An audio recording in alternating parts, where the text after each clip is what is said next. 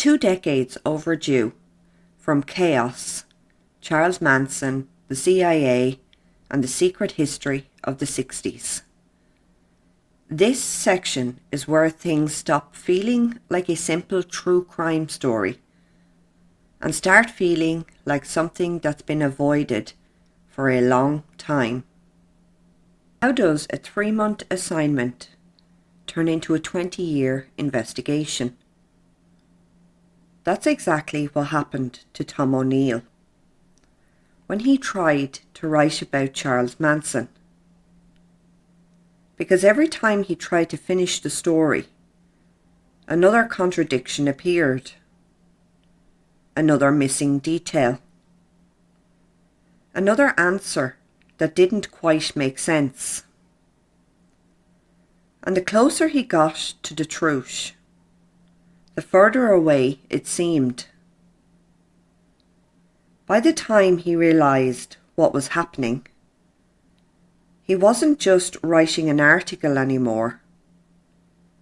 He was chasing something that had been left unresolved for decades.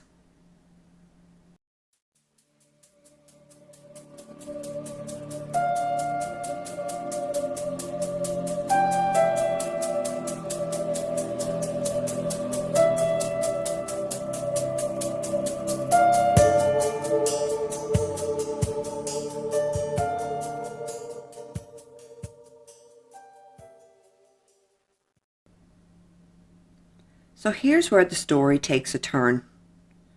Because at this point, you'd expect everything to start coming together for Tom O'Neill. He's already noticed the inconsistencies.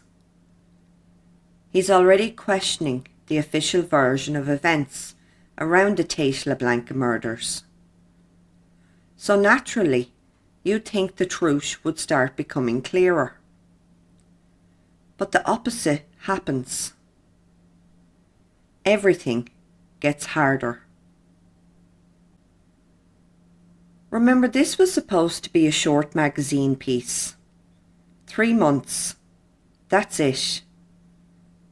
But now we're years into the investigation, and nothing is wrapping up.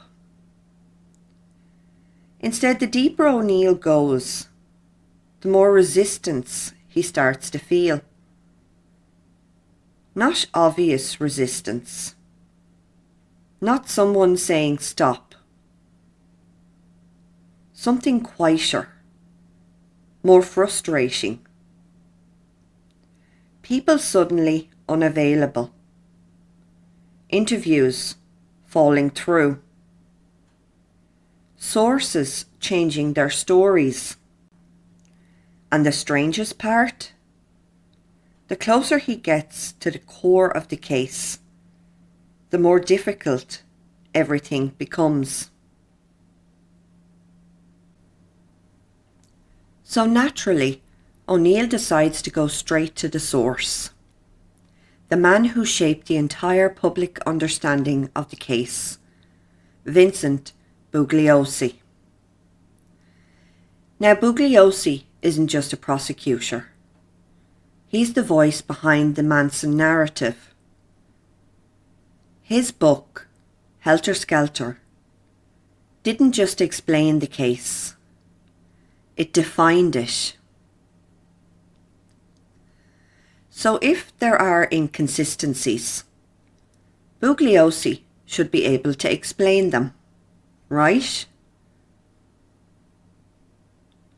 At first, Bugliosi agrees to talk, and this feels like a breakthrough. But then something strange happens. Every time O'Neill asks specific questions, Bugliosi responds with confidence, but not always with clarity. Sometimes the answers are vague. Sometimes they don't quite match the documented evidence. And sometimes they just feel off. O'Neill starts noticing that Bugliosi doesn't like being challenged at all. If a question pushes too far, the tone shifts. The conversation becomes tense. And instead of getting closer to the truth, O'Neill feels like he's being pushed away from it. Then things escalate. Deadlines start getting missed. Editors are waiting. The article is already overdue, but O'Neill can't finish it because every time he thinks he's close, another contradiction appears. Another loose end. Another detail that doesn't fit the official story. And here's where it gets personal. Because now it's not just about the Manson case anymore. It's about O'Neill's career, his reputation, his credibility as a journalist. He's stuck. If he publishes too early, the story might be wrong. But if he keeps digging, he risks never finishing at all. And this is where the title comes from. 2 Decades Overdue. Because what was supposed to be a short assignment turns into a project that consumes 20 years of his life. Think about that. 20 years chasing a story that should already have answers. That alone tells you something isn't normal here. Most cases don't take 20 years to understand, especially ones that are supposedly already solved. And you can feel the weight of it. O'Neill starts doubting himself, wondering if he's overthinking things, if maybe the inconsistencies don't matter, if maybe the official story is close enough. But every time he tries to step back, something pulls him in again. Another interview, another contradiction, another moment where reality doesn't line up with the narrative. And that's the thing about this section. It's not explosive in the way you'd expect. There's no big reveal yet.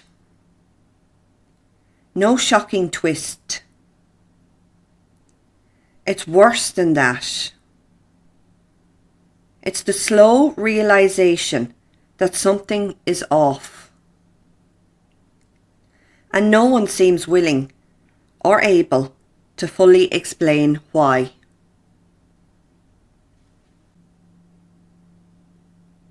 And here's why Vincent Bugliosi is such a key figure in this part of the story. Because if his version of events is even slightly flawed, then everything built on top of it becomes unstable. Books, documentaries, public understanding, all of it. So when O'Neill finds inconsistencies in Bugliosi's account, it's not just a small problem.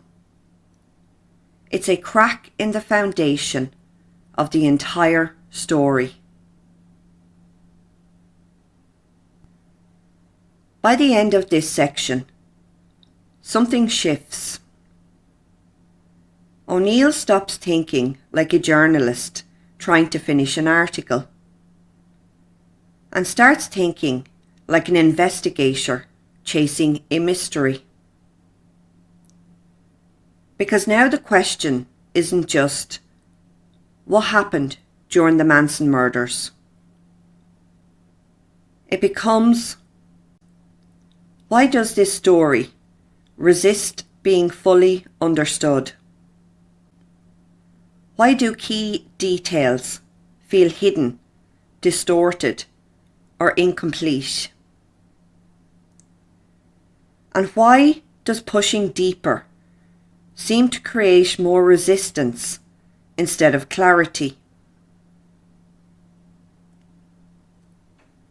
That's when the story stops being about the past and starts feeling like something that's still unresolved. So if I had to explain this part simply, it's this.